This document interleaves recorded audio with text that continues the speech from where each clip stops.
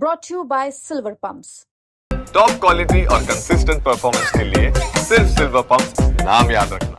नमस्कार, मैं हूं राम किंकर, हाजिर हूं एमसीडी की राम कहानी को लेकर। राजधानी दिल्ली में सब कोई यही पूछ रहा है कि आखिरकार अब कांग्रेस क्या करेगी।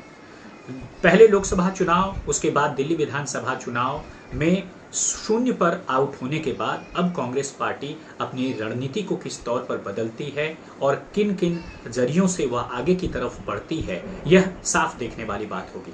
लेकिन जब मैं बात कर रहा हूं तब दिल्ली कांग्रेस के प्रदेश अध्यक्ष देवेंद्र यादव ने एक मीटिंग ली और मीटिंग में तमाम ऑब्जर्वर्स और पार्टी के सीनियर नेता मौजूद थे। सबने इस बात पर चर्चा की कि जो दिल्ली नगर निगम की 12 ऐसी सीटें हैं, उन सीटों में किस तरह से ज़्यादा सीटों पर कांग्रेस जीत हासिल करे। बहरहाल ये कहा जा सकता है कि ख्याली पुलाव कांग्रेस अपना रही है, क्योंकि अमूमन अभी तक जो राजनीतिक परिस्थितियां हैं वह अभी तक तो कुछ ऐसा इंडिकेशन नहीं करती हैं कि कांग्रेस जीतने की स्थिति में है। पहले तो वो अपने 8 पार्षदों को ही संभाल ले, लेकिन इतना ज़रूर है कि राजनीति में कभी कोई भी पूरी तरह से ख़त्म नहीं होता, पूरी तरह से जो है उसकी ऑबिचुरी नहीं लिख दी जाती है। और शायद यही वजह है कि कांग्रेस पार्टी अब ये सोच रही है कि आने वाले दिनों में जो 12 दिल्ली नगर निगम की सीटें हैं, उन पर किस तरह से विजय हासिल की जा सके। और इसके लिए उसने बाकायदा जो चुनाव आयोग है उससे कहा है कि इसका चुनाव जल्द से जल्द कराया जाए। अब देखिए ज़रा कि इसमें चुनाव आयोग का तो कोई रोल होता नहीं है, क्योंकि चुनाव आयोग दिल्ली म्यूनिसिपल कॉरपोरेशन का चुनाव नहीं करवाता है, यह तो दिल्ली स्टेट इलेक्शन करवाता है। और साथ ही साथ आपको पहले बता दूं कि 12 निगम की सीटों में तकरीबन 11 सीटें साल 2025 के विधानसभा चुनाव में खाली हुई। 8 पार्षद बीजेपी के विधायक बन गए, उन्होंने अपनी सीटों से इस्तीफा दे दिया। और जब उन्होंने इस्तीफा दिया, इसकी सूचना बाकायदा जो है इस दिल्ली स्टेट इलेक्शन कमीशन को भेज दी गई कि ये सीटें खाली हो गई हैं।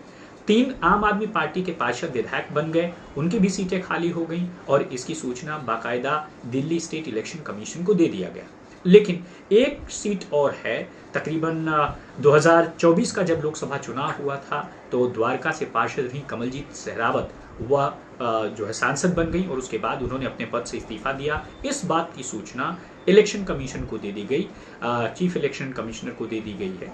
और अमूमन देखा गया है कि वह इस पूरे मामले में आगे की तरफ क्या कार्रवाई करते हैं, क्योंकि चूँकि लोकसभा वो तो कुल मिलाकर के ये जो चीज़ें हैं इसकी सूचना दे दी गई है। अब सबके सामने सवाल यही है कि आखिर कांग्रेस इतनी सक्रिय क्यों हो गई और अभी तक तो चुनाव की कोई सुगबुगाहट है नहीं।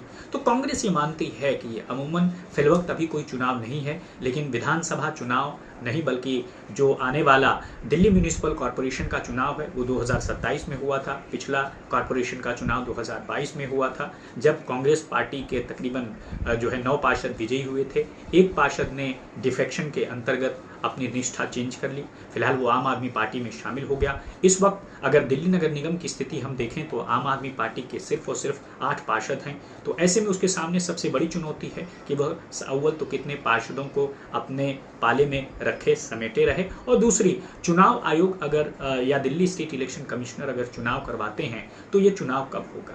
तो देखिए, कहा गया है कि मेयर इलेक्शन से पहले कभी चुनाव नहीं होता। अप्रैल में जब मेयर का चुनाव पहली बैठक में हो जाएगा और उसके बाद से जो है चुनाव की प्रक्रिया शुरू की जा सकती है।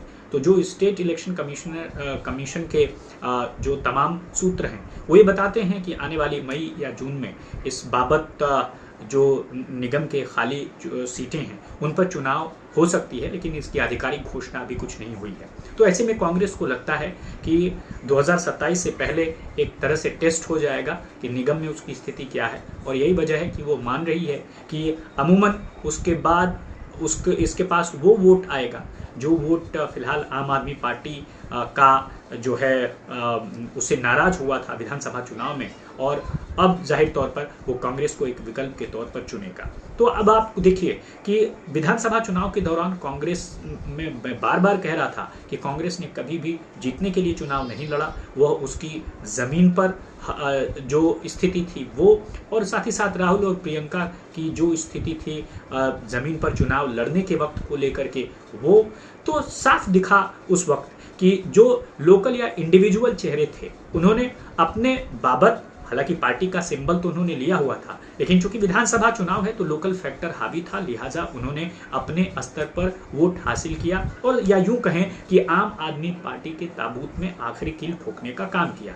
अब नई दिल्ली सीट को ही लीजिए, जितना वोट से तकरीबन 4000 वोटों से संदीप दीक्षित को वोट मिले थे और तकरीबन इतने ही वोटों से अरविंद केजरीवाल चुनाव हार गए। तो माना जा रहा है और अभी कांग्रेस को लगता है कि यही वो पहला मौका होगा जब आम आदमी पार्टी से नाराज लोग उसकी तरफ आ सकते हैं, उसे वोट कर सकते हैं।